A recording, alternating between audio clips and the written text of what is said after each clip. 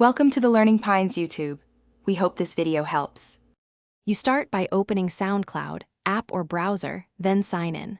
Once done, tap your profile icon and open Settings or Preferences. This puts you where autoplay controls live.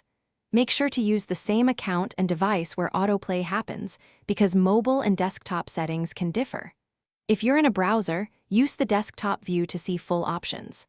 Now that you're on the Settings page, scroll to Playback Controls so you can change the autoplay behavior immediately. You'll find a playback or stream section with an autoplay toggle. Turn it off. This prevents queued tracks from starting automatically. SoundCloud does this to keep engagement, but disabling stops autoplaying next songs.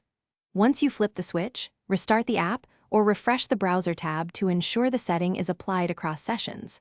Also check any in-app prompts that ask to restore defaults. If you use third-party clients, switch autoplay off there too, because they can override SoundCloud's main setting. Finish by testing. Play one track and watch whether the next song starts. If autoplay still happens, clear app cache or browser cache and update SoundCloud to the latest version, because stale data can ignore new settings. Make sure no browser extensions or other logged-in devices are forcing playback. Sign out elsewhere if needed. If problems persist, reinstall the app. That usually fixes corrupted settings. One key troubleshooting tip: if the toggle returns to on, revoke sessions and change your password to rule out account sync issues. Thanks for watching. Consider subscribing if we helped you.